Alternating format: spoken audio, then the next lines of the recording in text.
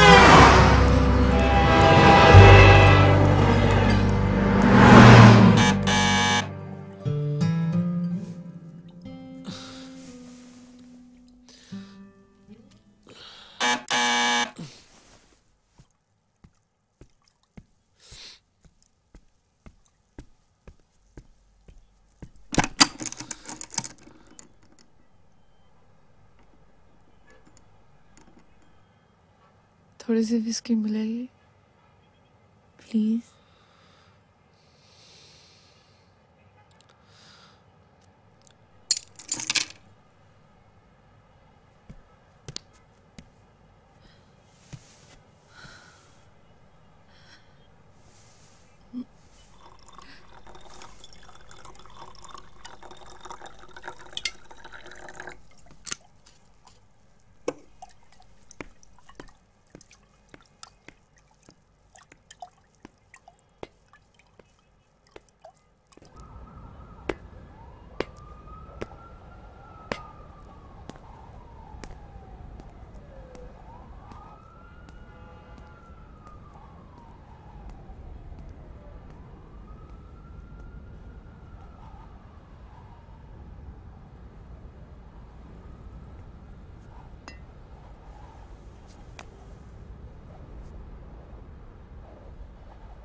सिमरन, क्यों कर रही हो तुम ये सब?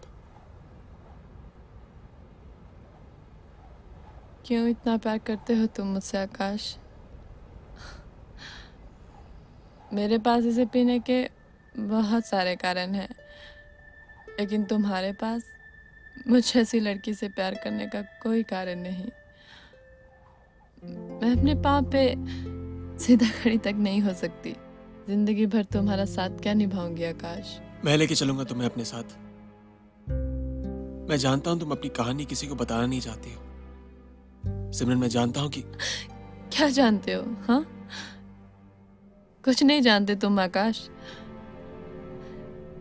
जानते हो, आज उस राघवन की मुझ पे नजर पड़ गई होती तो मेरी कहानी हमेशा के लिए खत्म हो जाती। राघवन जो इंडियन एम्बेसी में काम करता है? इंटेलिजेंस का आदमी है साला। यह मिशन पे आया है। मिशन? तुम हमेशा पूछते हो ना आकाश, मैं इतनी शराब क्यों पीती हूँ?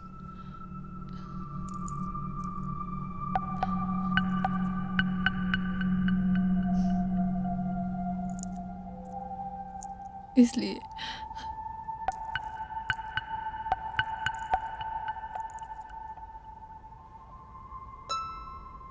राघवन की गोलियों से मैं तो बच निकली, लेकिन इस बेचारे ने वहीं तड़प के दम तोड़ दिया। इससे आखिरी बार मैं बात भी ना कर सकी। कौन हो तुम? पुलिस की गोलियों से बचती भागती एक मुजरिम के सिवा मैं क्या हो सकती हूँ? क्या जुर्म किया तुमने? एक गैंगस्टर से प्यार करने का जुर्म किया है मैंने। उसके साथ रहने का जुर्म किया है मैंने। गैंगस्टर? दया, क्या हुआ? जिसका नाम सुनते ही तुम्हारे माथे पे पसीना आ गया। उसके साथ मैंने पूरे 5 साल बिताए हैं। जिससे सारे हिंदुस्तान की पुलिस नफरत करती है, उसी से प्यार करने का जुर्म किया है मैंने।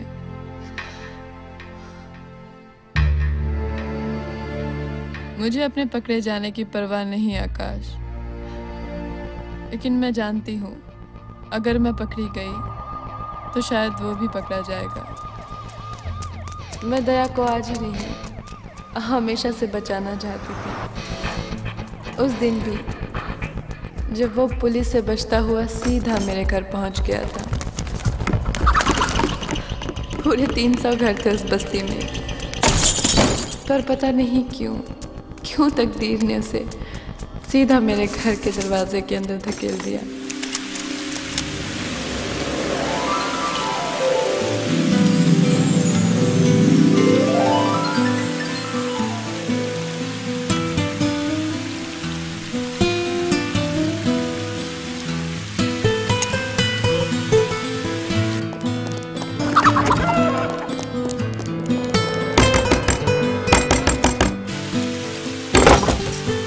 यहाँ पे भागते हुए देखो। कोई नहीं है साहब। नहीं है, चलो।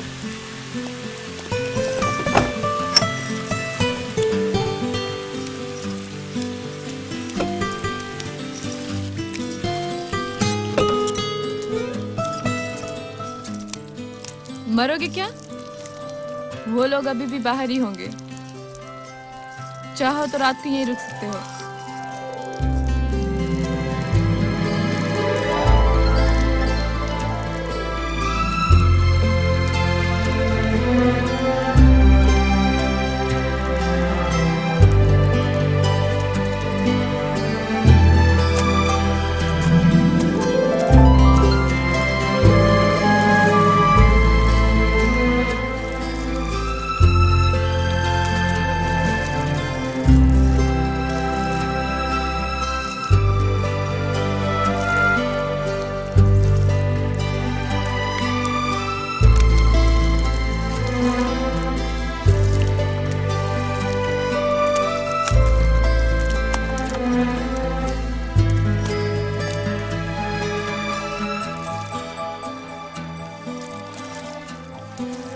उस दिन जो आदमी मेरे साथ ज़मीन पहुंच रहा था, बाद में पता चला कि बहुत बड़ा गैंगस्टर था।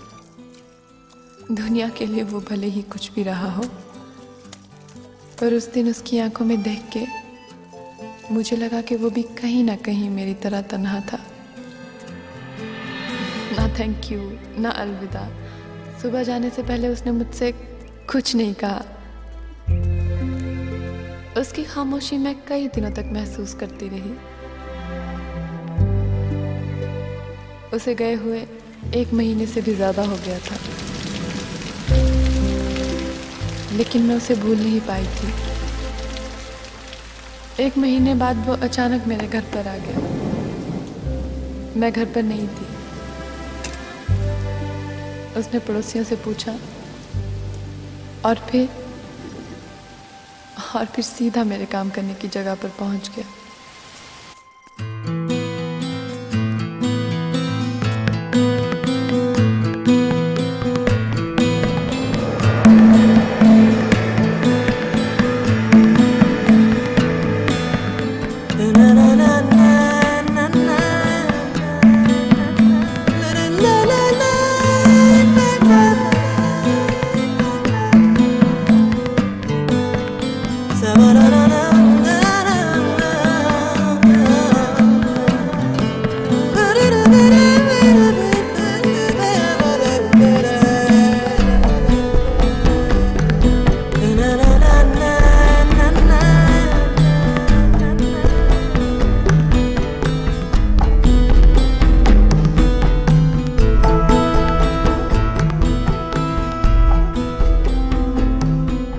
और फिर उसने मेरे डांस बार में अक्सर आना शुरू कर दिया।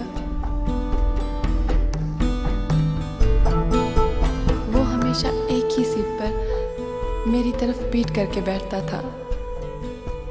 उस डांस बार में काम करते हुए मैंने खुद को सैकड़ों शराबियों की आंखों में नंगा देखा था, पर दया की आंखों में मुझे अपने लिए इज्जत नजर आई। उसके सामने कम कपड़ों में भी मैं अपने आप को ढका हुआ महसूस करती थी। वो हमेशा चुपचाप मुझे देखता रहता था। उसने अपने मुंह से कभी कुछ नहीं कहा और शायद कहता भी नहीं। अगर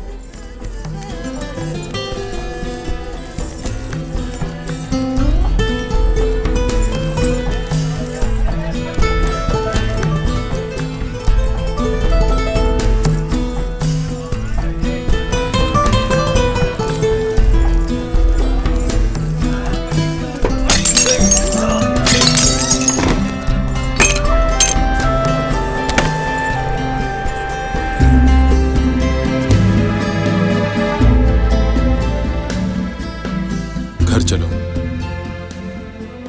पहला लफ्ज जो उसकी जुबान से निकला वो घर था। मेरे सपने को जैसे एक चेहरा मिल रहा था।